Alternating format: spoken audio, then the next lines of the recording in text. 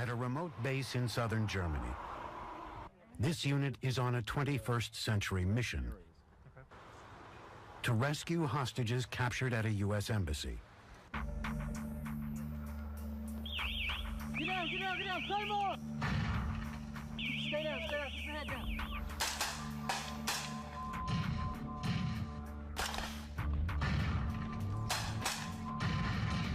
Keep your head down, we got artillery coming in friendly.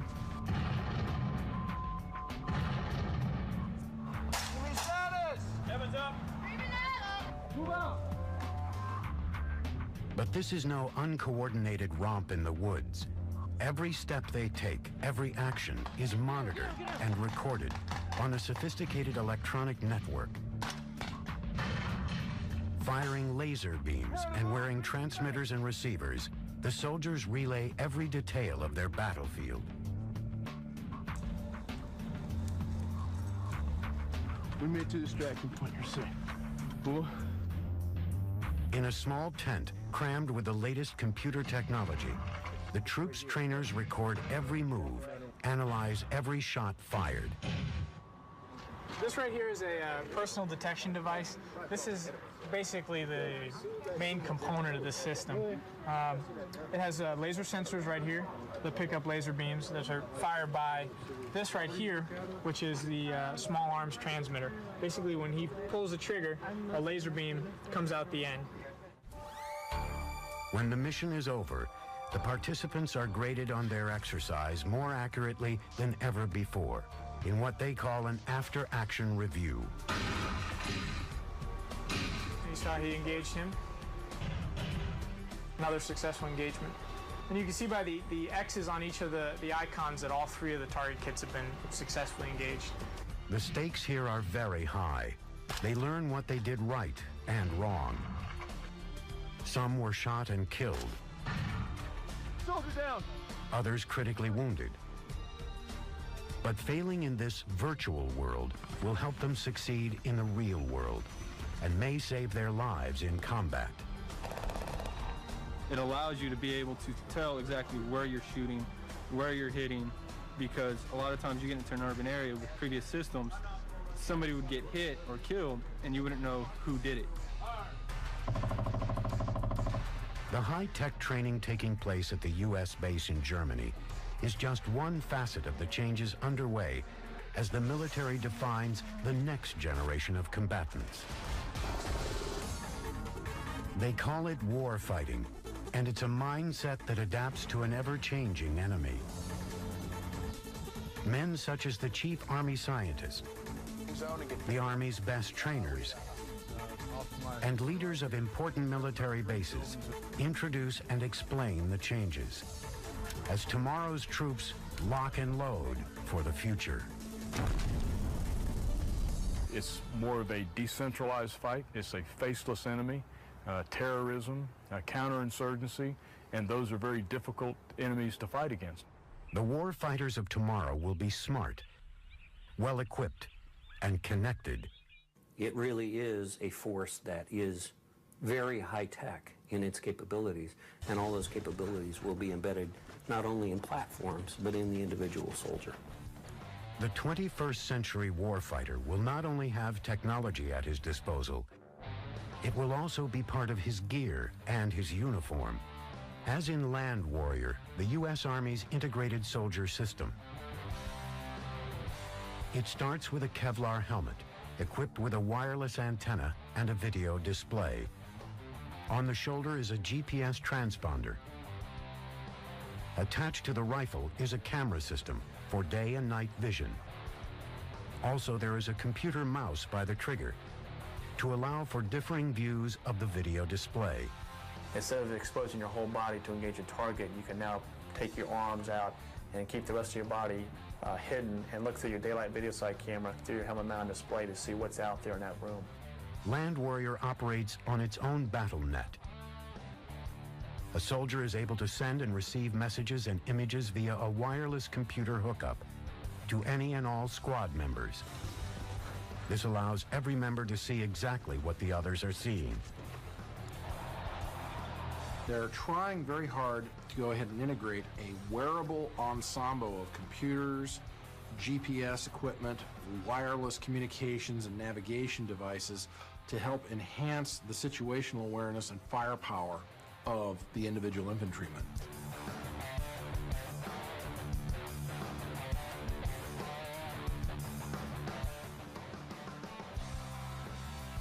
To reach these goals, the armed forces have reorganized their infrastructure, upgrading critical training centers to go with the new technology. Those training centers have revolutionized the way we as an Army train soldiers, leaders, and forces for operations around the world. It really is a different way of thinking about how you conduct the fight from the way we've done it in the past. This revolution includes a new battle space, virtual reality. Simulations allow you to practice the tasks that you are going to perform when you go to war. The more realistic training that we can give our soldiers that are going to be going back into the combat role, the more prepared they'll be, and actually, we could actually be saving lives. One of the most advanced simulations is the Firearms Training System, FATS for short. Using a combination of lasers, video, and computers, FATS gives soldiers cutting-edge training on a wide array of weapons, from small arms to convoy gunnery. These virtual weapons are not only good training, they're also extremely cost-effective. The realism afforded by 21st century simulations offers all the benefits of shooting live ammo in training without the high cost per round. It may look like a video game, but these games can mean the difference between life and death. Games are pretty powerful training medium. That is something that we're starting to pioneer on behalf of the Army. All this combines to make the 21st century warfighter a more effective fighting unit, better trained, better equipped, and better prepared for the uncertainties and challenges that lie ahead. 3, 2, My position for about...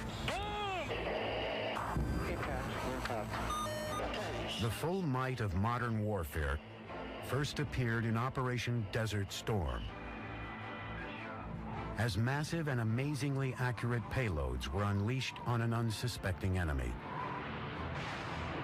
Through images beamed into the world's living rooms, Desert Storm showed the technology and tactics adapted to it could defeat large armies and defend friendly forces against enemy attack. Overseen by a mammoth technological umbrella,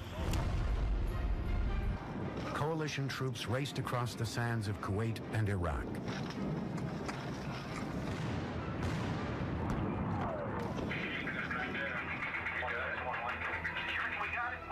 Operation Desert Storm became a proving ground for new armaments.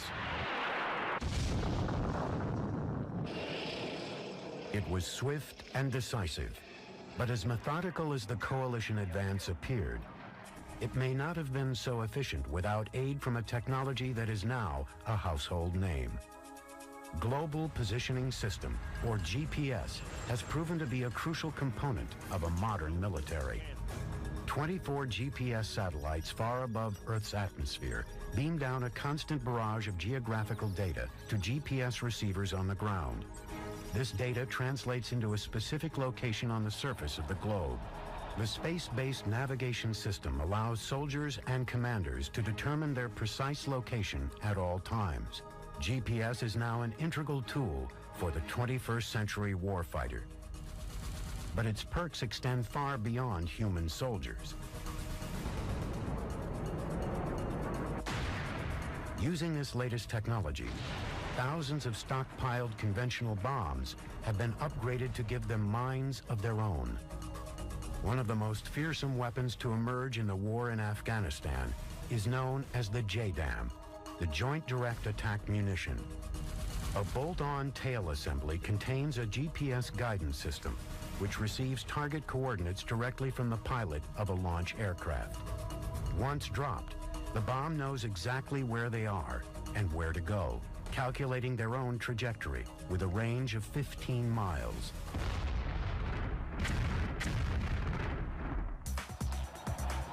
But no technology has yet been devised that can eliminate the need for the warfighter on the ground, the warrior in harm's way.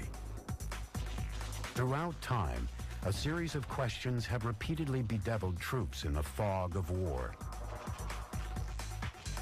Where am I? Where are my buddies? Where is the enemy?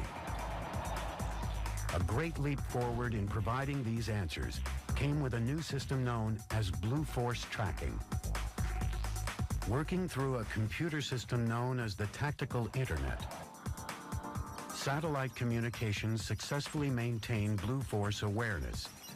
Data flows from individual users through satellite comlinks to data fusion centers and back, and via satellite to all commanders on the network. It is a digital view of the troops. This system provides those answers across the battlefront spectrum, to grunts on the ground, to their immediate commanders, and even up the chain to generals and the Pentagon itself. Using the latest up-to-date data available, it can be started at the very beginning stages in the planning of an operation. Sir, your mission data is loaded and your graphics is up. Oh, thanks, Warden. Oh. Sergeant Finn, let me show you where I need you to recon. Cool, sir. I need you to push out some OPs to cover our flank. It gives commanders near real-time information on what is happening on the front line. While Blue Force uses GPS satellites and high technology to quickly and efficiently distribute vital information, much of that data must also be gathered in the first place. Where, for example, is the enemy? Enter the Predator. A plane that could fly low and close to enemy positions without risking the lives of pilots and provide the intelligence it gathered immediately without delays. The Predator is a long-range unmanned aircraft that carries cameras and a satellite link. It can send real-time video to commanders anywhere in the world. At any moment, day or night, a Predator is probably flying, sending the information it gathers back to the Pentagon. As simple as it looks, it is no toy. Predator's a marvel. It's an amazing aircraft. It's not a toy. It's not a remote control toy, as some people think. We offer real-time video down to the troop commanders. That's never been done before.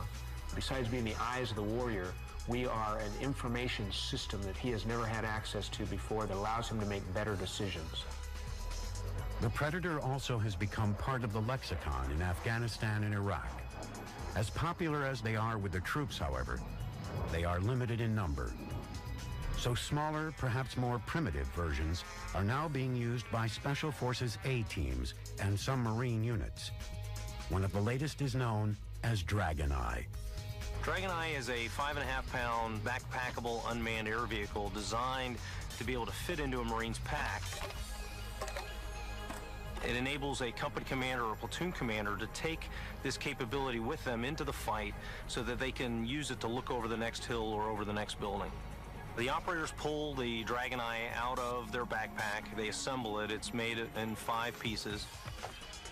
We have 2 cameras on the aircraft, one that looks forward and one that looks to the side. What we send back to the ground control station is 30 frames per second NTSC video in real time. 3, 2, 1. Even this small aircraft gives the warfighter an unparalleled view of his terrain and surrounding danger. So too does surveillance and reconnaissance ground equipment, known more affectionately by its acronym, SARG.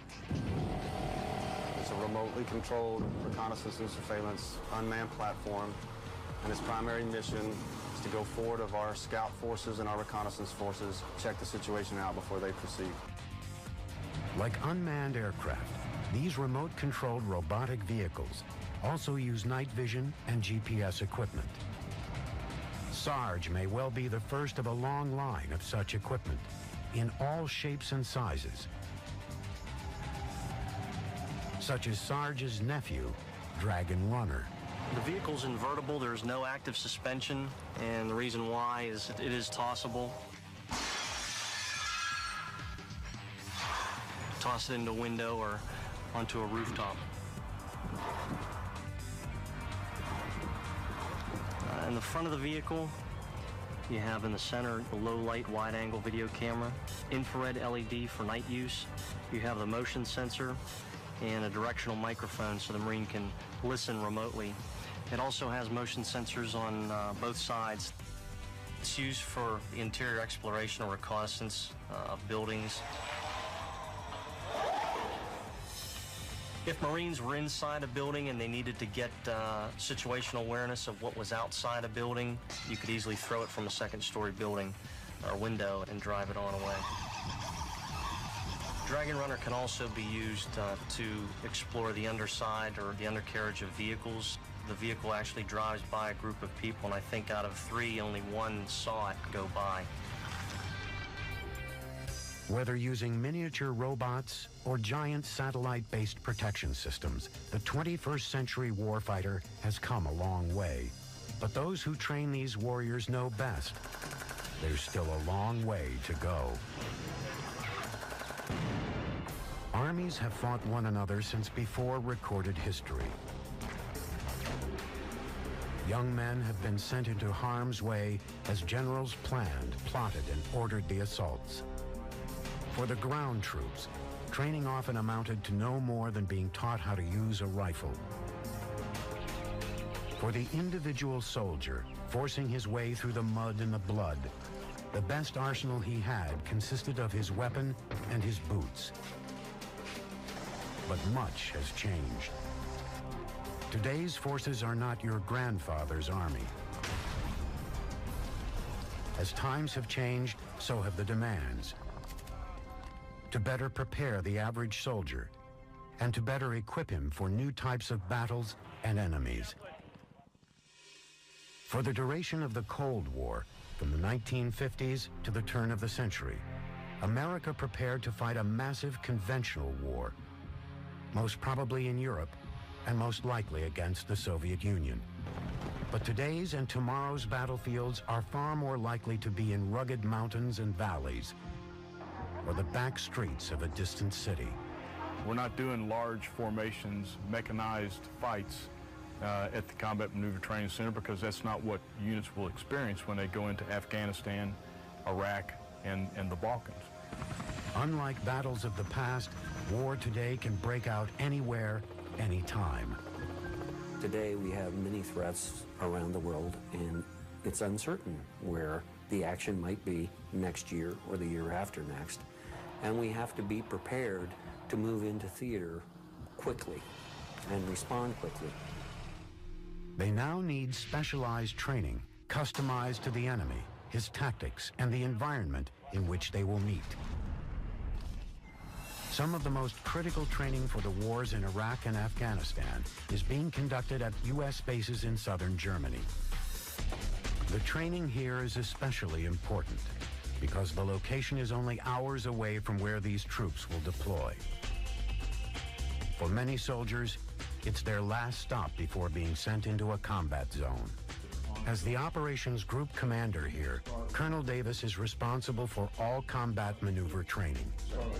As we look into Afghanistan and Iraq, obviously the threats are different. We obviously replicate the insurgent activity that is present in the theater. They are training to look for suspicious activity in an urban setting and how to subdue a suspect if needed. Learning to control a crowd in this hostile environment is a critical skill. They learn how to deal with the worst of the enemy's new methods. Some of the activities that we really focus on here is improvised explosive devices or killing soldiers. We weave in that element within the complex environment of the rotation so they experience those kinds of activities during the rotation. they do occur with enough repetition that the units can develop tactics, techniques, and procedures to defeat these kinds of threats. Sniper activities within urban areas like the ones we're standing in right here, ambushes, going to and from urban centers, and also logistics convoys, that these kinds of threats are a daily occurrence in Afghanistan and Iraq. So we have to replicate those kinds of threats in this environment, in the training environment, once the unit's here to train. The wars in Afghanistan and Iraq have taught them how much they must change and what the 21st century warfighter must learn. They keep close tabs on every new development in the war zones so they can get it right.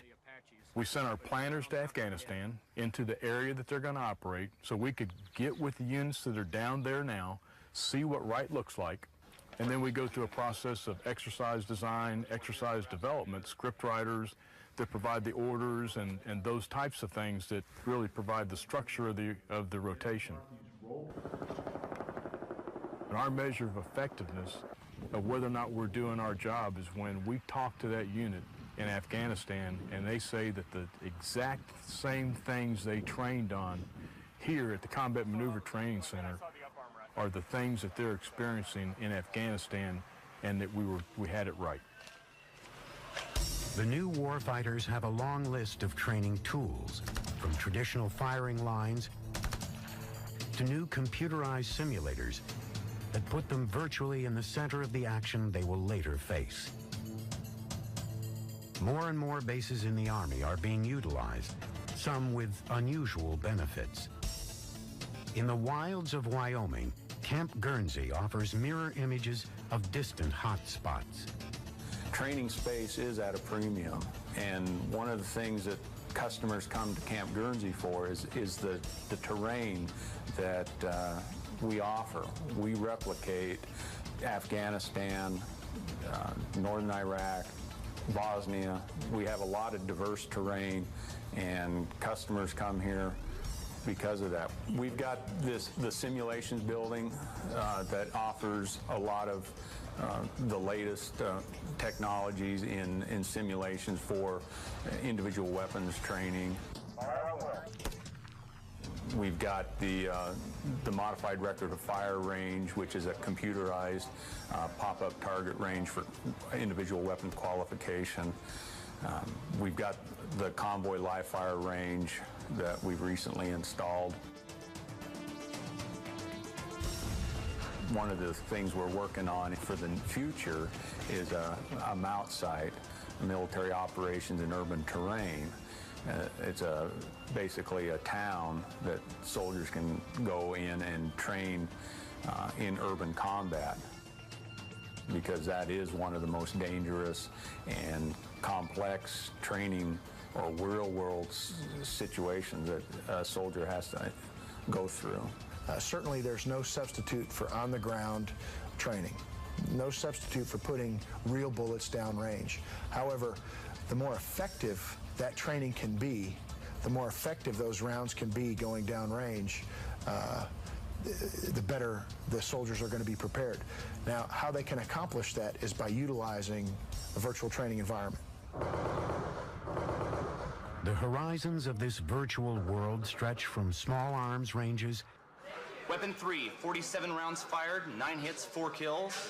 Weapon 4, 60 rounds fired, 1 hit, 1 kill. To a driver's point of view in a Humvee or a tank. This here is supposed to get you ready that you know what you're doing. And that's what these are designed for. So you're not going into a brand new system and not having any idea what to do. You come here, you train, and they prepare you for war. To interaction with artificial intelligence. What happened here? That is a tool. There was an accident, sir. That allows a soldier to act with a set of virtual humans in a complex environment and react as he would normally react, make decisions, and then get feedback from the avatars, that is the synthetic humans in the environment, responding to his actions, to his decisions. Sergeant, send 2 squads forward. Sir, that is a bad idea. We shouldn't split our forces. And it uses speech recognition and speech generation technology so he can interact with them just like he would with a real human. The keys there are that it uses realistic graphics and artificial intelligence to drive the behavior of the avatars in the simulation so that they make reasonable decisions and can provide feedback on the reasons for their decisions. One of the most critical aspects of training for the 21st century warfighter is learning how to deal with attacks on convoys, especially in urban environments where U.S. troops are frequently ambushed and roadside bombs are commonplace. Military trainers hope to turn the tables. In their simulators, with the aid of 21st century technology, troops can prepare for and learn to protect themselves against these terrorist acts. One of the latest training techniques is to use one of the younger generation's favorite pastimes, computer games. But the soldiers quickly learn that these games are deadly serious. The life of a soldier is unique. It's a tight circle, rarely breached by outsiders, and understood little by those who have not walked the walk. But now, with the help of modern technology, ordinary civilians have a chance to get an inkling of what it is like to march into harm's way. These are computer game developers who were tasked with creating a game representing the U.S. Army. That game is simply called America's Army. They have come to Camp Guernsey in Wyoming to get a better understanding of life as a war fighter. When America's Army decided to create the new game, we went outside and tried to get some of the brightest minds in the industry to try to create a very realistic game that would be able to take the United States Army's message and present that in a very realistic first-person shooter game to the American public. Roger that. The designers pride themselves in particular on the authenticity of the game.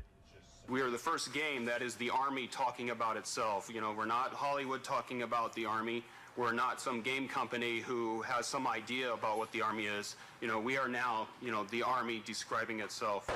America's Army was first seen on the internet, where it quickly gained enormous popularity as downloadable software. America's Army is extremely popular. Right now we have about 4.7 million registered users. We're adding about 100,000 users per month. And I think the reason for that popularity is, first and foremost, that our players realize that this is the real Army's depiction of itself in a video game. And that realism, that authenticity comes across in the way we construct the game and the way the game looks and feels. My first impression was the quality of the graphics and the realism. I do a lot of shooting, and the way that the firearms were portrayed and manipulated and all the accessories was just right, spot on. But these are no pale imitations of what warfighters endure. These games are so thorough and so authentic, they are now being used to help train 21st century warfighters themselves. Those types of tools that they're developing for industry purposes can be applied to the next generation of training systems for the Army. But America's Army is much more than it first appears. America's Army is a powerful military action game technology that the Army's using for public communication about its values and the ethos of the organization, and now extending into other applications for training, mission rehearsal, and weapons modeling. The use of America's Army as a training tool has, according to troops who have used it, been a great success. There are several stages of the virtual training. Let's take marksmanship, for example. You can use several different training devices for marksmanship to hone your marksmanship skills. The America's Army trainer actually utilizes the soldier's weapon. A drop-in bolt kit is put in, but the zero is not changed on the soldier's weapon. He's actually firing the weapon that he will be firing on his qualification. So that's a breakthrough in virtual training. Of course, nothing can totally match the raw adrenaline of being on the front line of an alley in Fallujah or in a darkened river wadi in eastern Afghanistan. But the ingredients and challenges are there in this digital world. So if they were to be taken seriously by the troops they were about to help train, even the best in the world of computer games needed some specialized training of their own. They had to learn the nuances and first-person experiences of life in uniform. So we went out and hired a great team, but we needed to green up that team. We really needed to integrate them into the Army as deeply as we could. The stakes were high not just for the inventors, but also for the future warfighters. What is so important about what our developers are doing with the game is that they are actually impacting how soldiers will train, how they prepare for the combat role. And that's a byproduct of great integration of our development team into the Army, the very fabric of the Army. And we bring those developers in, and we task them to create a very realistic game, very realistic products, because we have to have realism in training. Otherwise, it's not training. And it's not going to be as effective as we want it to be. For the majority of computer whiz kids, they're starting from scratch. The frame of reference that a lot of these developers have is not from the military. It's from the movies. It's from what they see on TV. So that's not the message particularly that we want to send. So what we do is we do these greening up events. Then I'll give you a little brief on what we're going to do with you today and tomorrow to help you get the Army experience. Our intent is to get you the experience you need to go back and do your jobs. We put them into an Army environment. We try to put them in front of as many of the actual weapon systems and different platforms that they will replicate in the game, and we want them to be immersed into that experience. The only way they're going to be able to do that is by actually coming and participating in these events themselves. That rifle right in the crook of your shoulder.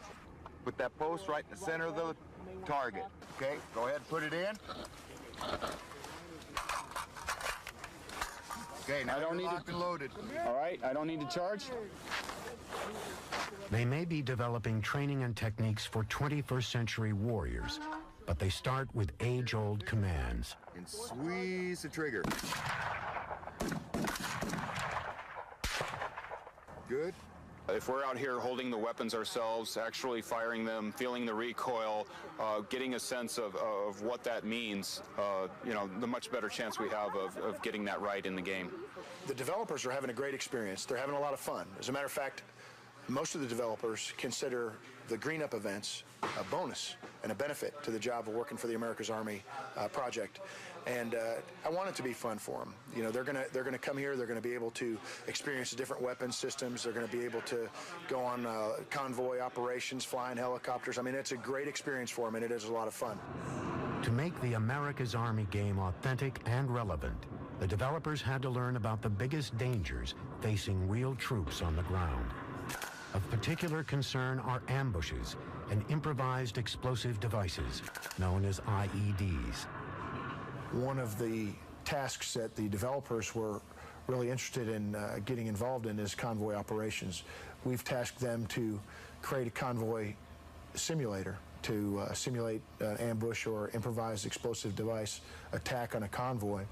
But the Army did not stop at the drawing board. They took them out on the road to the type of environment where it could really occur. So today, we put the developers in a convoy. It was a 7-vehicle convoy that was actually ambushed by some opposing forces. They actually went through the ambush, they returned some fire, and were able to get out of the kill zone. They actually saw what it was like to feel helpless in that kind of scenario, and they got a lot out of it. I'm around the experience of the Army via the game, but I'm never out in the trenches to really get a hands-on look, get to feel the weapons, fire the weapons, get an idea of what it's like just to go through the day of the Army. Yesterday was about a 16-hour day, and I think it's good for us to experience what someone in the Army goes through in that regard. We make the game more realistic by doing these type of things because now we get to experience these things firsthand. We get to see how a weapon works. We get to see how a helicopter flies. We get to see how a convoy runs. And then we get to apply that and tweak those values, of course, considering gameplay at the same time. These enthusiastic young inventors are exploring new frontiers. But as daring as their work is, it's only the beginning of what lies ahead.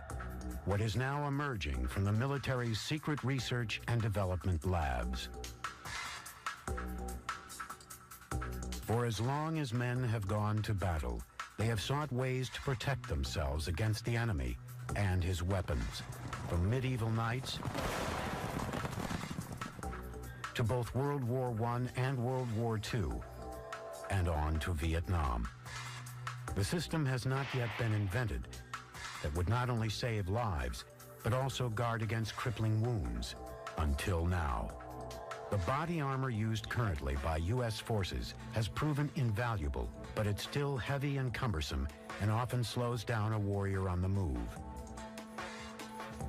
We have in the field today something called the interceptor body armor. It's a vest with a set of plates that you stick in it that actually protect the soldier against gunfire. And there are many examples of soldiers' lives being saved from bullets and fragments due to the presence of that body armor. But a new type of armor is on the drawing boards for the 21st century warfighter. Working at the Massachusetts Institute of Technology, scientists are using a new frontier known as nanotechnology to create new lightweight body armor. We have the folks at MIT in the Institute for Soldier Nanotechnology who are exploring new types of materials, designing them from the ground up. So you'd take something that'd be normally as flexible as this coat, and if it was struck by a bullet, would instantly become as hard as armor and deflect a fragment. But the research doesn't stop here.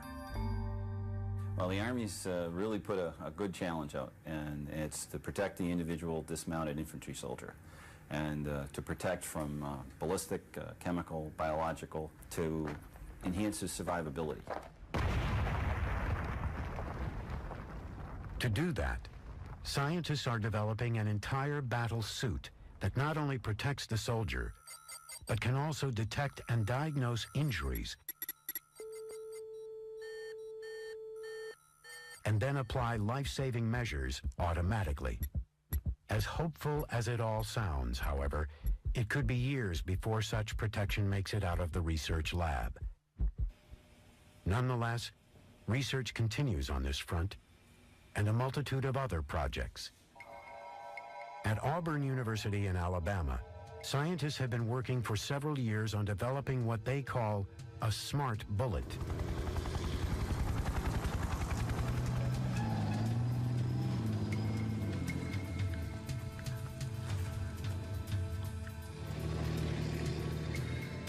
The new bullet would be unaffected by wind and gravity and will automatically follow a moving target. It will allow an infantryman to identify a target with a laser beam, and the bullet will hone in on the reflection. While a sniper takes up his position, his spotter will identify the target.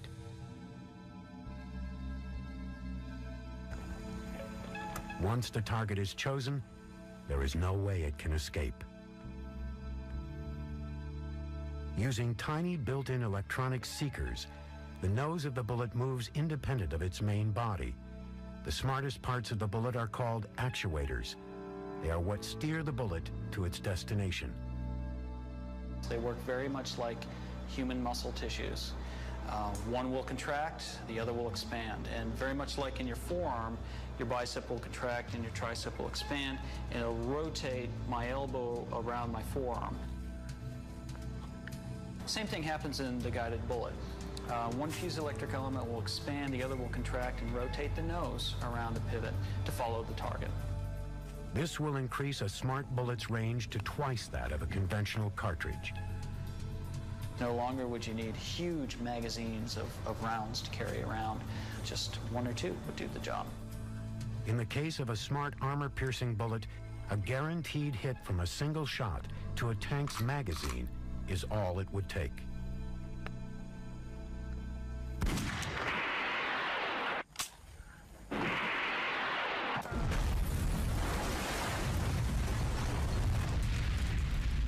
And the technological revolution continues. Edwards Air Force Base. It is the home of the Air Force's Flight Testing Center, where they have long pushed the limits of fighter technology. Centered on a huge dried-up lake, this is where virtually every experimental U.S. plane first flies. Powerful and increasingly compact computers, along with new propulsion technology, are leading to greater and greater advances in unmanned fighter design. This is the X-36, the next step on the road to a pilotless fighter plane, flown by a virtual pilot. We created a virtual cockpit.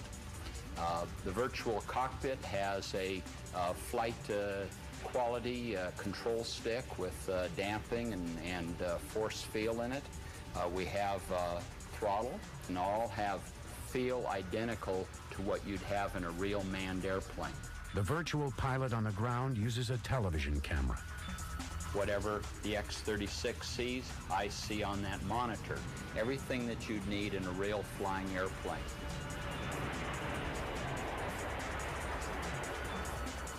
The X-36 is designed to reduce its profile on radar, making it not only stealthier, but also faster.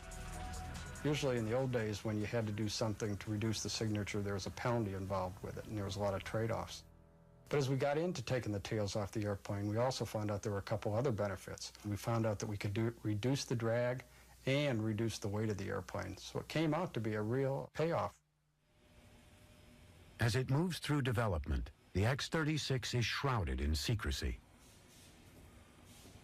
The special nozzle that we co-developed with McDonnell Douglas is one of the more classified elements of the program. It is a very elegant, simple design, yet it provides very high rates of actuation and a very large amount of gas angle deflection, which all adds up to a very effective thrust vectoring system. And beyond that, we really can't say much more about it. Faster and more agile UAVs are not the only objective. Some research is even moving towards small insect-like flying machines. Very small unmanned air vehicles, what's been called micro unmanned air vehicles. There's been sort of the standard joke is, if it's micro, it by definition is unmanned. You can't sort of have both. It has to do with what's called the micro UAV, the extremely small unmanned airplane that has a characteristic dimension on the order of 15 centimeters or 6 inches. Some of these are just little gliders. They look like kids' toys. Some of them are powered with motors. Basically, we're trying different concepts right now to see what makes sense from the aerodynamics and structure standpoint.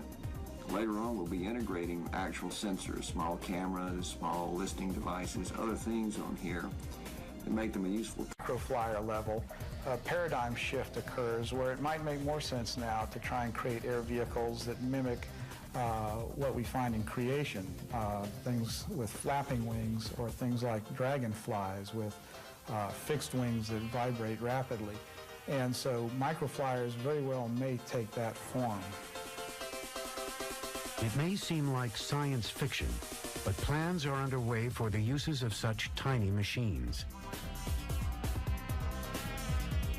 Various concepts have been put forward for tiny air vehicles that could act perhaps as a fly on the wall and used in covert operations that would fly into a building.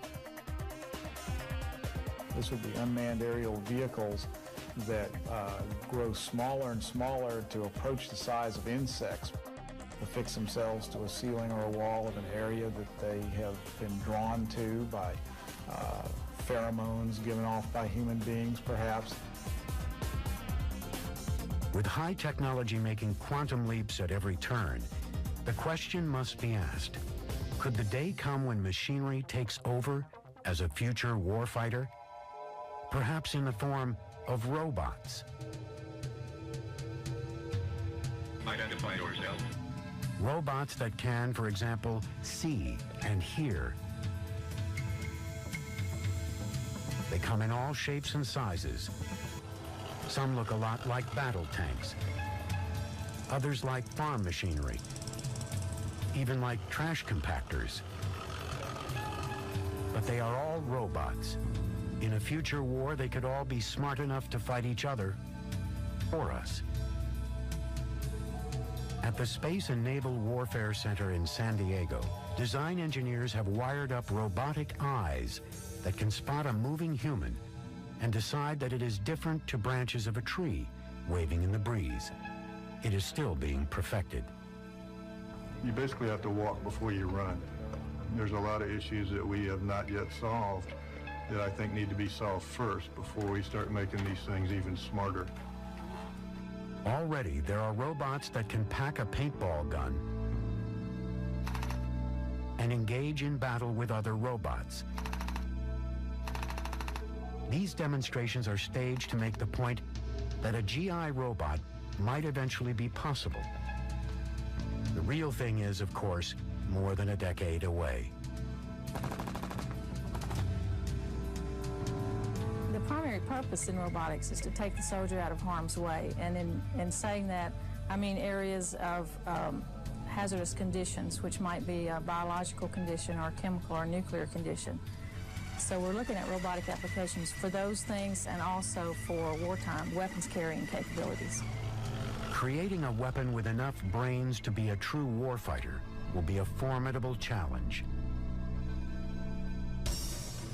Sophisticated tools, some beyond imagination a few years ago, are being implemented for the 21st century warfighter.